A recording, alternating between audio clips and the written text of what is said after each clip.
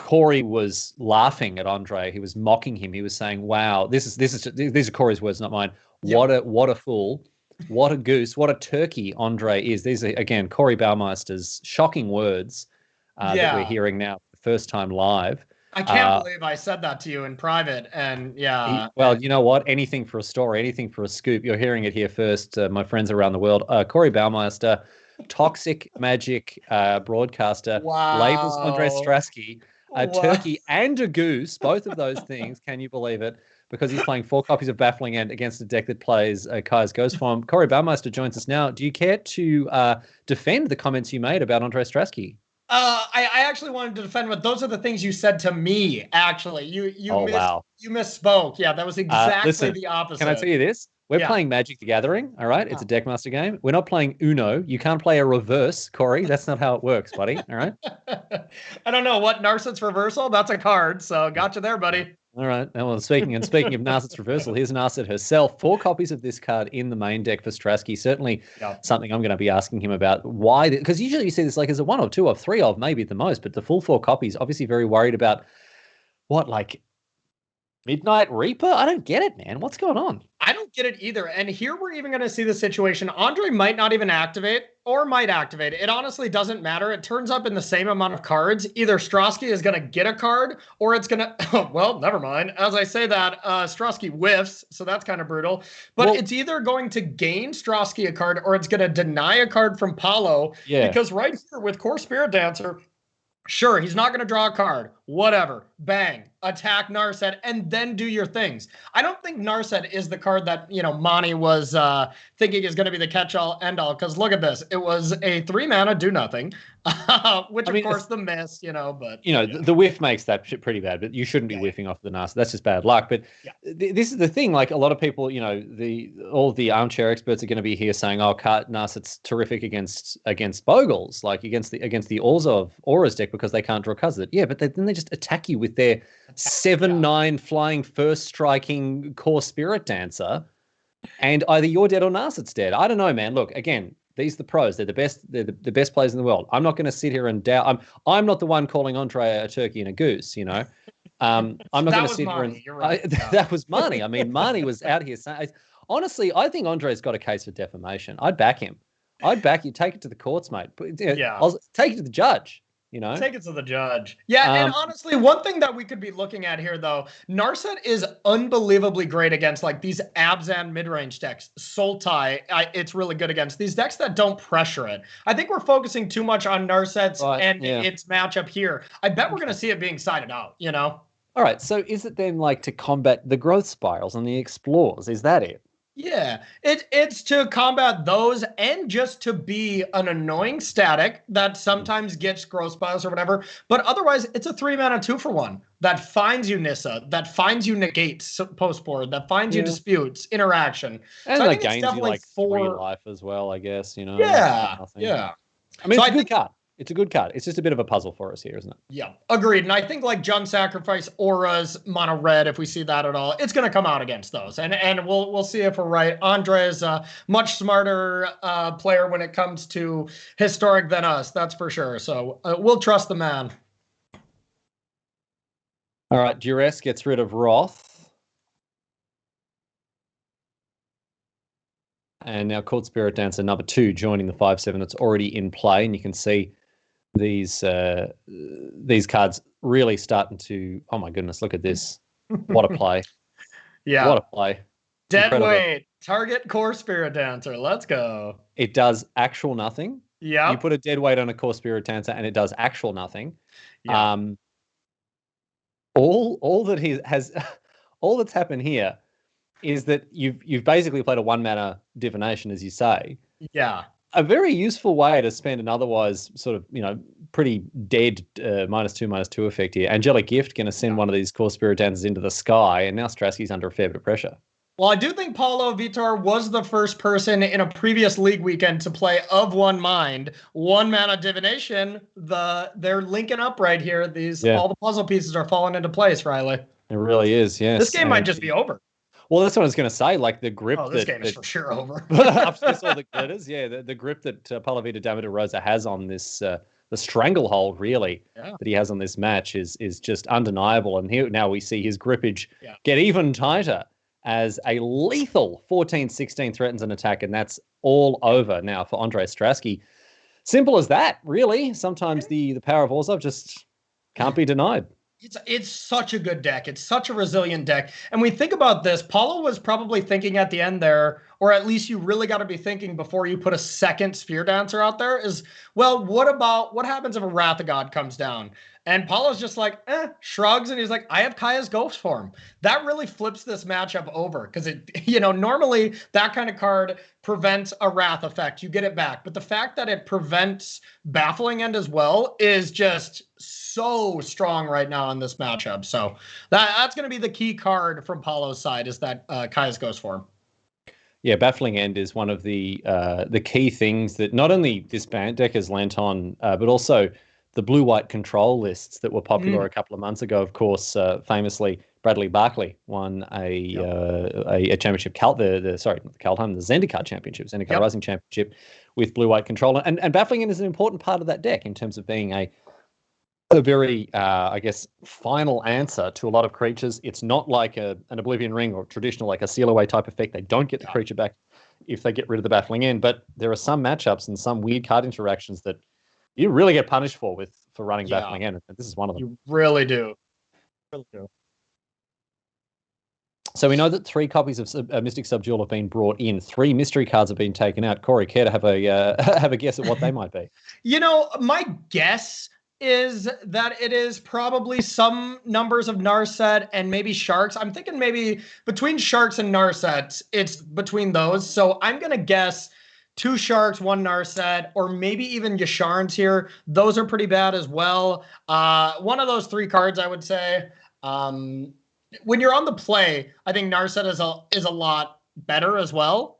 On the draw, I wouldn't be too shocked if he just took out more Narsets, but I mean, we're here slating Baffling End, but it's not about to come out in this matchup because they don't always have the Kaia's Ghost form. And it's not as if, the other thing about this here is that you can't get blown out, right? Like, they can't flash in the Kaia's Ghost form to make you feel like a fool for having played Baffling End. You can still pick your moment. It's just the fact that it's just very frustrating when, you're supposedly, your reliable piece of early removal is so easily and so embarrassingly thwarted.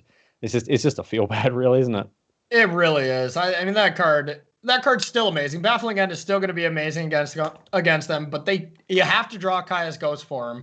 But even if you Baffling End a creature without Kaia's Ghost form on it, Paulo plays 8 of these creatures that can just keep refueling you, as well as Luras to get back the enchantments. You might not be able to get the creature because it's been exiled, but you can still get back those enchantments. Pretty good hand from both players. Yep. Looks like a solid key for both Ondrej and Paulo here. So we're off to the races in game number 2 now. You're watching the Strixhaven League weekend here. Riley Knight's my name, joined by Corey Baumeister. That's me. Thanks for joining us. Thanks for spending your weekend with us. It's been terrific to explore Standard. Now we take to the high seas of Historic, and PV opening up with a duress, can pick between Commit to Memory, Narset, and Wrath of God, and goes for the Narset. Hello. And I believe that is every time somebody thought seizes me, I just draw that card, or every time you scry it to the bottom, draw that card. Love it. And here we're going to see it again. We're going to see this exact interaction again here. And it's going to be Narset. Do you activate? Do you not activate? Whatever Ondrej decides to do, it's either going to prevent 1 extra card from Paulo drawing, or it's going to prevent 1 card from Strasky getting an advantage here. So, yeah, it's going to prevent 2 draw spells, but it's still just going to die. Yeah, just for 1 turn. This isn't really going to set things. Look at that. There are 3 1-mana auras in Paulo's hand, so he can start drawing cards again next turn, and this really isn't an issue. The Siege Mastodon becomes a 6/8. I didn't have one prepared for that. I was waiting. I didn't have one prepared for that. Corey, I jumped in head first and didn't have one ready for that. Whoops. Oh, I was not going to be able to help you out on that one. I can't think of too many 6/8s. You've got your giant spider, you've got your grey ogre and all that sort of stuff. You don't often have to quote a 6/8. All right, I don't know, Sylvan Primordial. There you go. I like it. Gerzigost. I've never seen. That's a real card, apparently. Okay. Gerzigost from Scourge, from Torment. Unbelievable. All right. Wrath of God gets rid of the Core Spirit Dancer Law. Luris put in hand now. Maybe rebuy that 0-2. And Ondrej, he's in a tight spot here. A couple of lands to play there, as you can see, in Explore. But I don't know what his next move forward is here. This is risky because we don't have the untapped land. So, I mean, here's the big thing. Strasky doesn't know that Paulo doesn't have land 5, but being able to go Luris and bring back Core Spirit Dancer is really rough. And if you just leave 4 mana open, play the tapped Grove, and can commit Luris, that's a big tempo swing. That's multiple swings. But picking up Nissa is probably the second best thing to picking up an untapped land to be able to commit. This is going to be excellent. All right. Nissa was the backbone of many very competitive standard decks during her tenure in standard, and has transitioned to a secondary role in historic. You don't see her at the forefront of the format, but still very powerful in these big mana decks, looking to ramp out things like typically a Hydroid Krasis. That 1-2 punch of turn 4 Nissa, turn 5 Krasis for 10 or whatever, it's just as good now as it was then, That's just giving me flashbacks to Mythic Championship Richmond, where it was just so much Oko. That deck was so powerful, and man, was that the biggest headache of a Mythic Championship I've ever played. It was so hard, and I am not good at those small edge type formats. So I did not do well, believe it or not, Riley. Oh, well, that's all right, man. Look, the silver lining, you don't have to be good at Magic to be a Magic commentator, so it's good to have you amongst our ranks, mate. Thank God. Otherwise, I would have a tough career ahead of me. Oh, yeah, me too, man. Me too. Here's Nissa. Can untap a forest in order to provide the 4 mana needed for that commit. That's the play that you highlighted earlier here for us, Corey. And that's probably what we're going to see. A free attack with hey, look, I'll trade this land for your Luris if you want. I will trade that in a heartbeat, but it's probably going to be free damage here. Now it'll be interesting if we commit right now or if we wait. Now, if we wait, there's a very obvious problem if we look down at Paulo Vitor Damo da Rosa's hand, and that's that Angelic Gift. Shelter. Sajiri Shelter. That's right. Sorry. Yes, flying. You can't commit something that's flying because they're just like a bird. They'll only fly away. Ooh, that Sorcerer's Spyglass was excellent here. A tidy rip here for Paulo Vitor Damo da Rosa, overshadowing my excellent joke here. Very selfish of Paulo to do that, but it's going to put him a long way ahead in getting rid of this Nissa, who he correctly names Nissa, who shakes the world. Yep, good. No Bulbarigmus nonsense. And now a play that we don't see too often here, but one that is, Corey, actually a very useful kind of corner case here for auras like Angelic Gift. Check this out. We're going to give some creature flying. Not bad. Not bad. But yeah, I mean, right now we know Luris is on top, but the big problem is, exactly this. We have to waste Sajiri's Step right now. And this is a play Paulo could have done back on turn 4 instead of playing an untapped 4th land. And that would have allowed him to go Luris into Spell Dancer, which was something I was wondering why he didn't do. But it's so powerful when you have a creature out to give it protection from that commit or something like that, that it did make sense. Now, the play that I was going to make reference to there, Paulo was considering playing Angel's Gift on the Scattered Groves. Giving it flying is largely irrelevant at this point, but you do draw a card, so just cycling away the Angelic Gift. It's something we see occasionally, not too often, but ultimately decides against it, maybe realizing that the value of Angelic Gift on something like a Luris, on something like a Core Spirit Dancer is much higher, so saves his mana. Here's Narset now for Strasky. Let's hope this can find something good. Although, if it sticks around, there's that memory. That's going to That's going to absolutely eviscerate Paulo's hand here. Look at this. And there's nothing Paulo can do about this. You can play Luris, you can play that Core Spirit Dancer, and then you just hope. Otherwise, this memory is going to happen. Paulo's going to end with 1 card in hand, and Ondrej Strasky is going to start with 7 new cards. This is the reason to kind of play these Bant decks. This interaction between Narset and memory is unbelievable. Is this why there are four copies of Narset? Is this one of the actual corner? This isn't a corner case. This is actually a cornerstone interaction here. Yeah, and normally this is a corner case situation because usually these Bant decks usually play 1 commit, right? And maybe like 2 Narsets or something. Yeah, exactly. But we are seeing 4 Narsets, and I believe, I'm double checking now, we saw 2 commits. Yeah. And that's a huge step up. So and PV's just had enough. He's going to pack it up. He doesn't want to have to fight against, a pseudo control player who has a full grip of like 8 cards. to his just 1. So with things all wrapped up now at 1-1, all tied up between Ondrej Strasky and Paulo Vitor Damo da Rosa, we are going to take a quick break. We'll be back on the other side of this with the deciding game between these two superstars. Don't go anywhere. We'll see you back here for more coverage of the league weekend after this.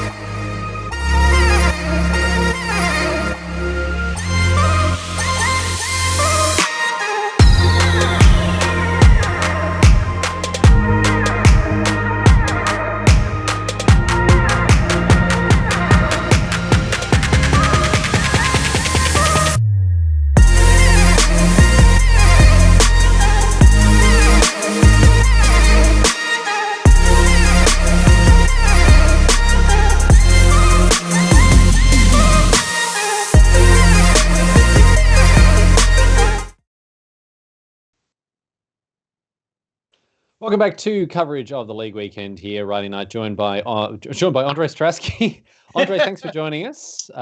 You have changed your accent. You sound like a Midwesterner. No, we've got Corey Baumeister joining us. Corey, great to have you along. Great to have everyone joining us as well. Compared to Ondrej Strasky, huge downgrade. That man would be great in the booth. Well, we'll go either way. No, Ondrej's obviously one of my favorite pros. It's been amazing to watch him sort of grow up in both a literal and a figurative sense. You know, he was a fresh baby-faced youth on the European GP circuit when I first met him many years ago, and now he's a bearded, baby-faced superstar of modern Don't forget he retired. Well. Don't forget he retired not too many years ago, and that catapulted his career to where he is now. That is very true. Yes, I was there in Stockholm. He played. He did the just one more. You know, like the cop going out of retire, just one more case like that, and then he came back after beating Joel Larsen on home turf. It was an incredible event, but.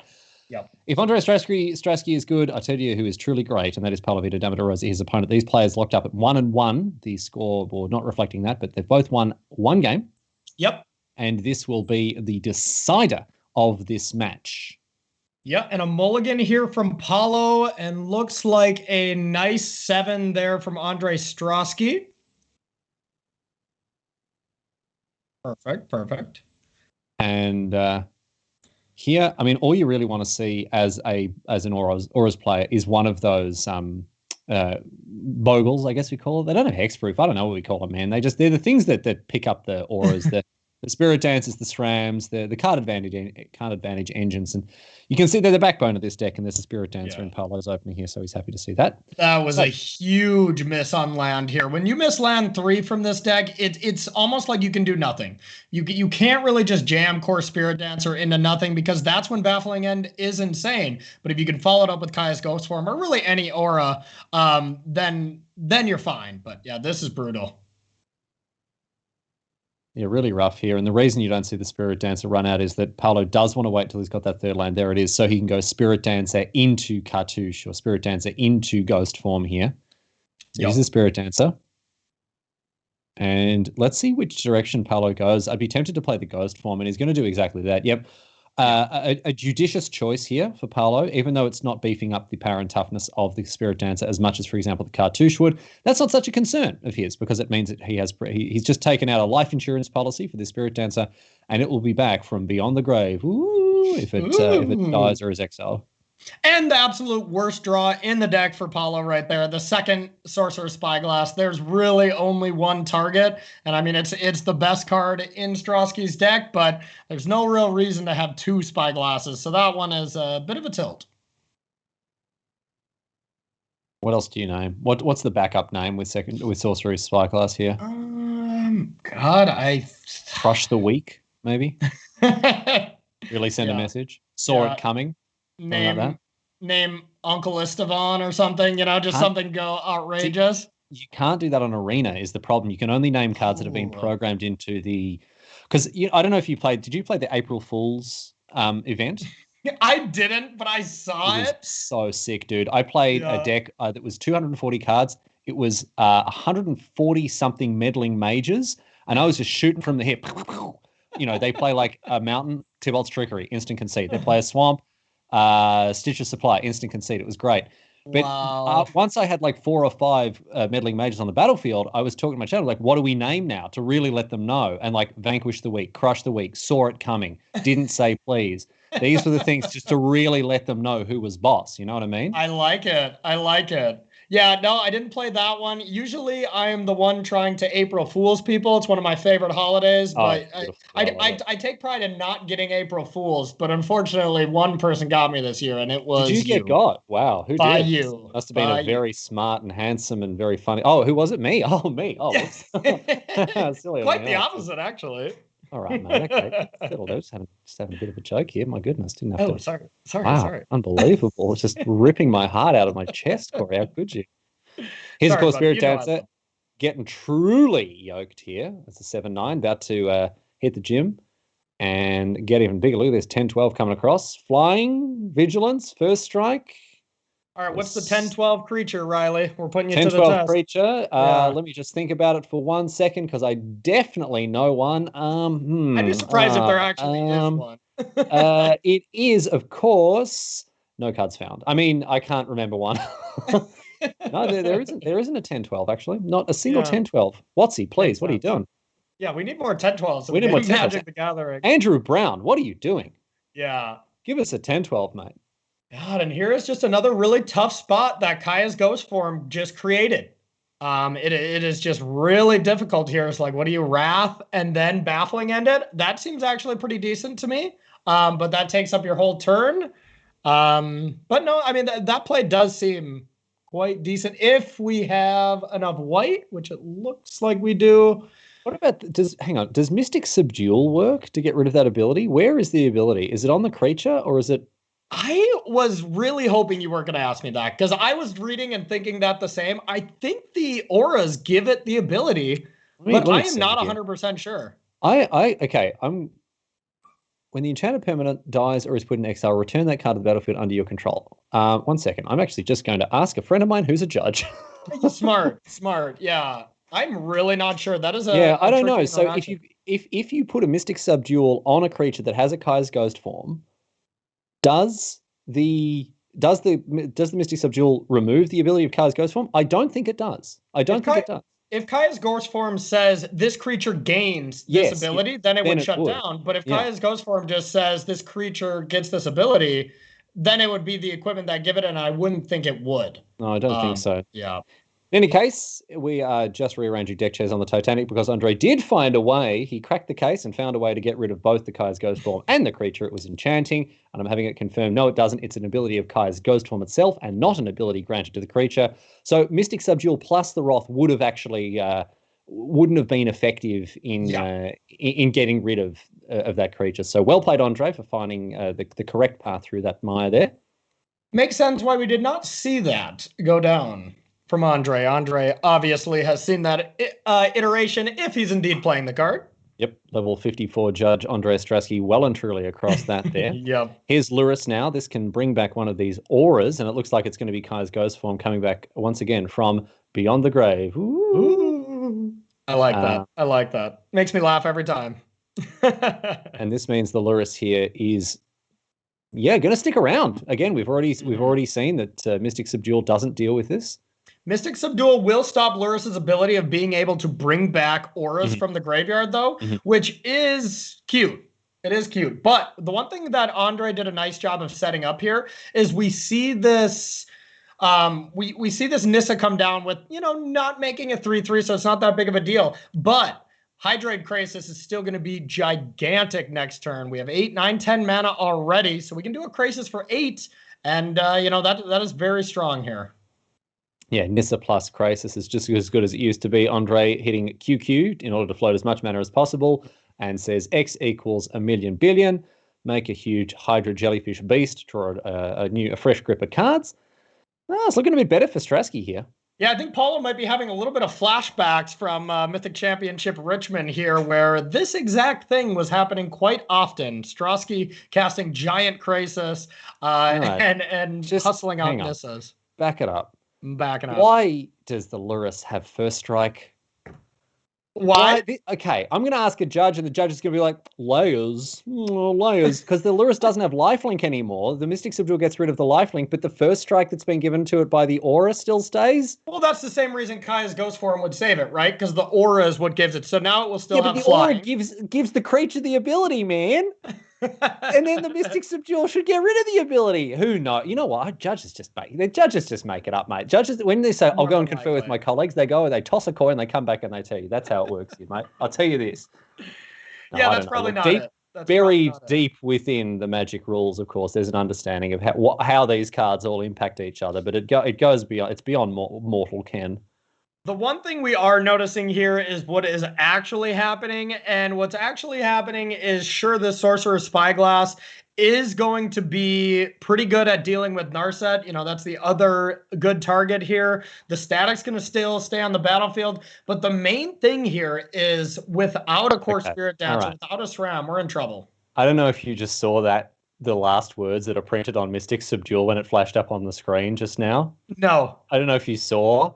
In the literal rules reminder text, it says it can gain abilities in other ways. So I've embarrassed myself. Wow.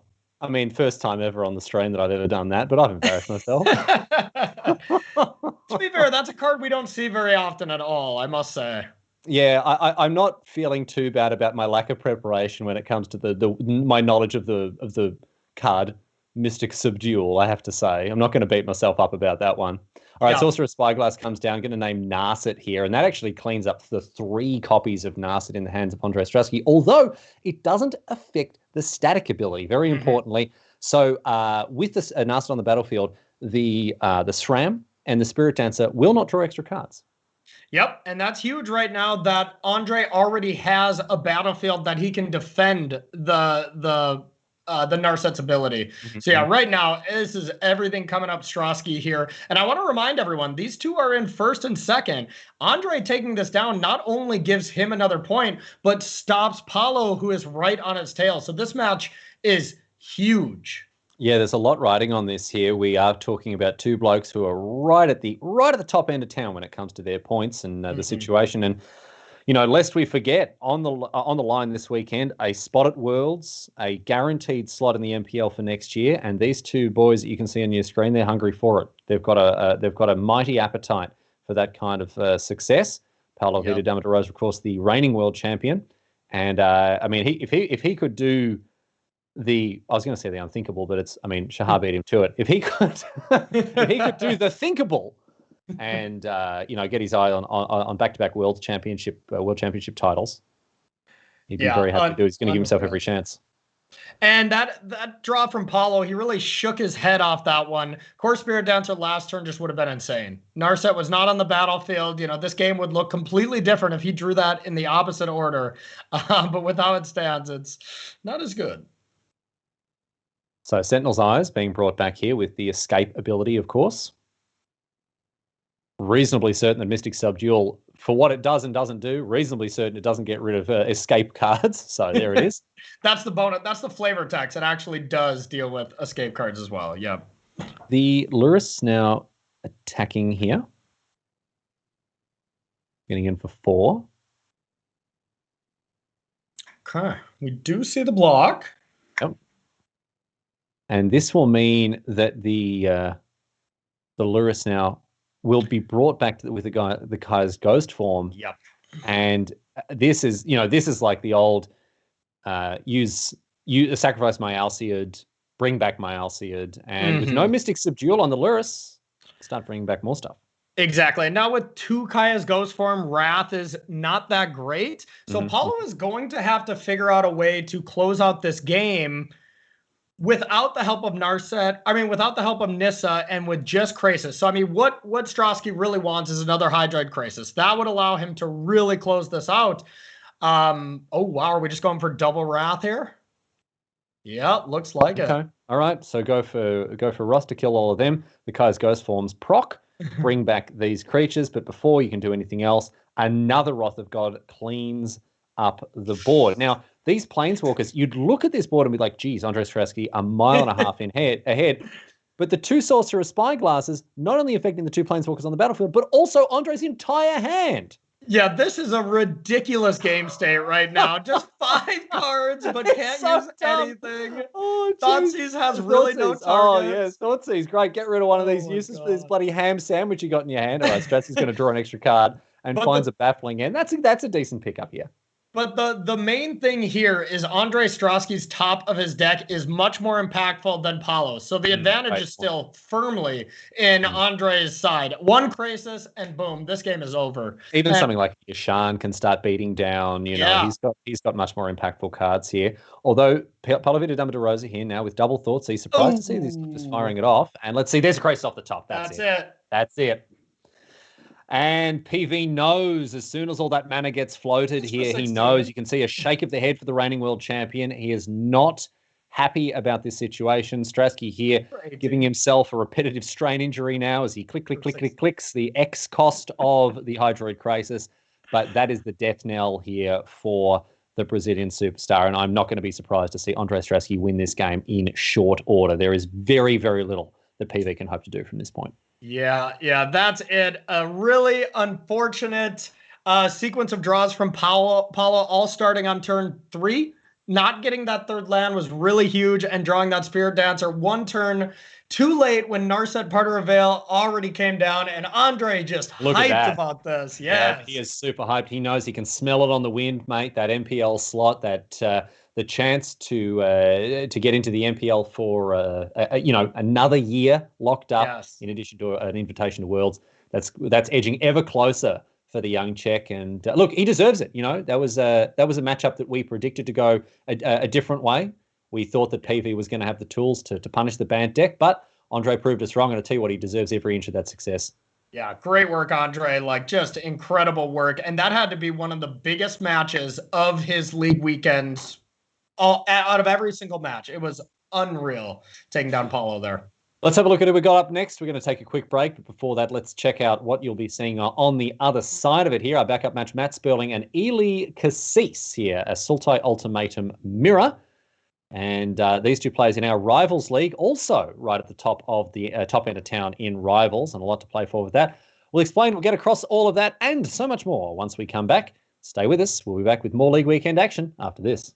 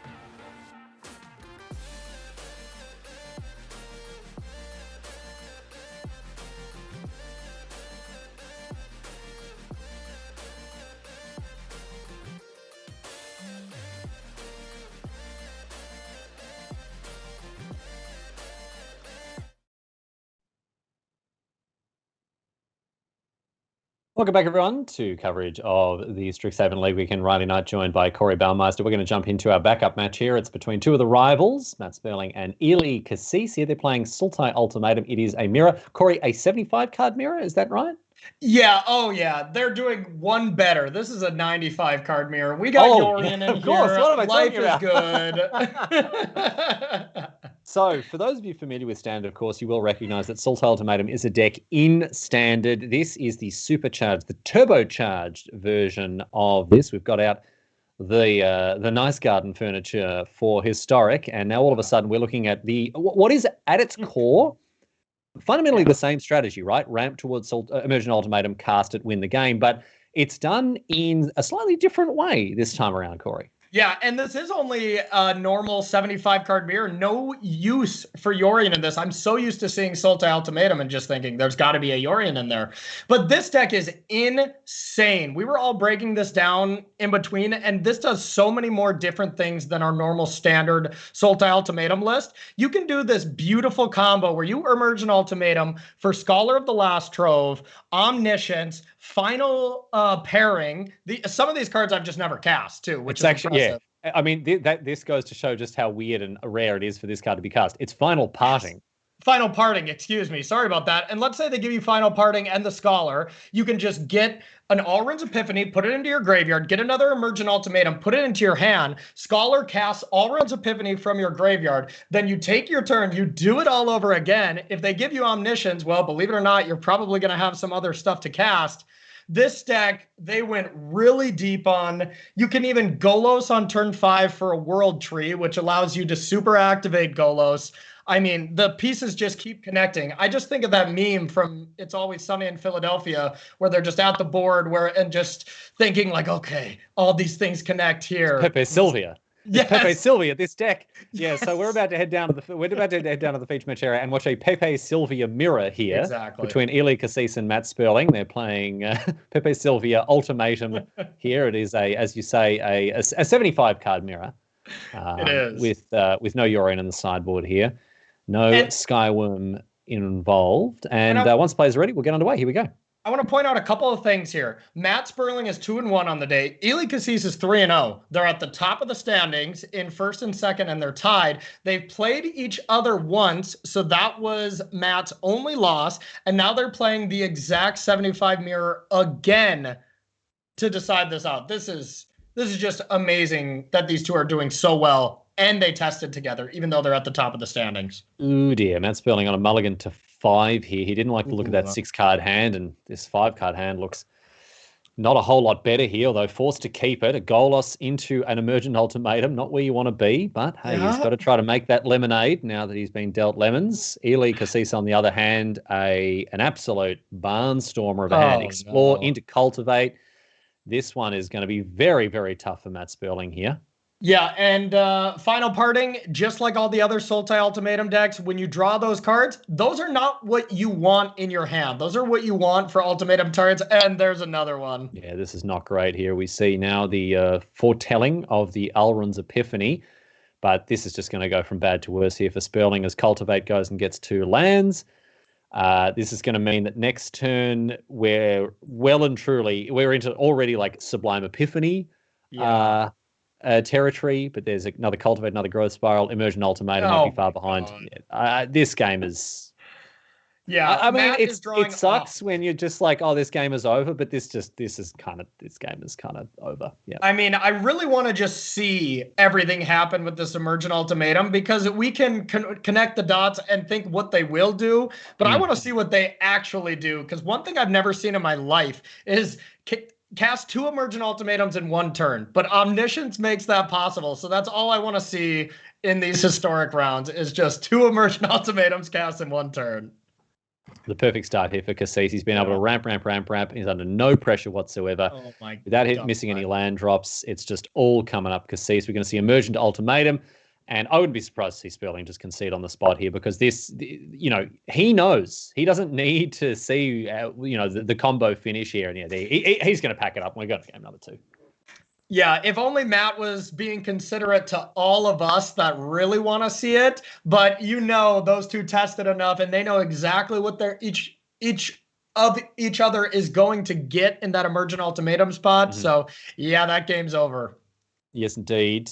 So we'll see how these two want to sideboard. It looks like they're taking similar-ish approaches. Thought Distortion coming in addition to Shark Typhoon, Mystical Dispute. However, it looks like Eli's bringing in Shifting Ceratops, whereas Sperling's bringing in Narset. Both players cutting Tyrant, Scorn, See Extinction Event coming out, Explore as well, whereas the Elder Gargaroth is the pick here for Sperling. So slightly different approaches to sideboarding, but broadly speaking, these two players still on the same page. And we'll see if Sperling gets a slightly better start here.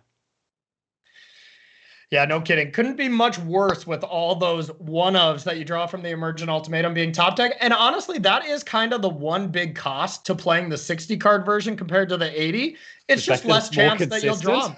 It's not. Yeah, it's weird that it's a little less consistent as a 60-card deck in just the sense that you would draw the one-ofs less in an 80-card deck. That's always been kind of the big draw to be a Yorion deck in Standard, at least. All right, so the growth spiral for both players here. So they're both living their best lives at the moment here. I have to say, I back Kassis's hand a fair bit more than Sperling's, even though he's on the play. He does have Cultivate, but the double Cultivate Thought Distortion here for Kassis means that Sperling could be in a lot of trouble because there's just nothing you can do about Thought Distortion. Absolutely nothing. It can't be countered. If you've got like Commit to Memory or something, you can deal with it for a little bit, but it is such a backbreaking card in matchups like this. Yeah, so you can Cultivate, you can leave up Dispute for Sublime Epiphany, I guess. I don't know what you're really going to use with that, but you just get 2 swamps here, and I guess it doesn't even really matter because that World Tree is going to be turned on unless I'm missing something. We have a Dispute backup, and next turn it's Thought Distortion. And what does Matt do? And what do you know? As per Matt's kind of bad luck top decking, another ultimatum target. Yeah, not what you want to see here as he finds that final parting. And I think we're going to see a final parting here between these two players because this thought distortion. I mean, it just wins the game, right? You lose the 4 cards in your hand or the 5 cards whichever one you're going to get from final parting. Yeah, and I'm looking at the list, seeing if there was like, duress or anything that you could final parting for. You even lose the card that gets put in the bin, dude. Unless it's a creature. Unless it's a creature, you just lose straight up everything. All right, Emergent Ultimatum, Alna Woodland Cemetery. All right, so the ultimatum is put in the bin. Okay, but I mean, that just gets exiled. God. Oh, my goodness. Oh, call the cops. You're about to see a massacre. You're about to see a murder live on screen here. As Matt Sperling loses his entire hand. Oh, don't watch. If you've got children or people of a delicate disposition here, you don't want to let them see this. This is Eli Kassis taking names, man. And Eli Kassis was the winner of their mirror match before, so Sperling wants some revenge here. But believe it or not, Eli Kassis probably wants to be in first place after this as well. Yeah, he's not going to get it, man, because Kassis here is just unstoppable. That was a disgusting Thought Distortion. And now Matt Sperling just hoping the top of his deck treats him with a modicum of respect and dignity.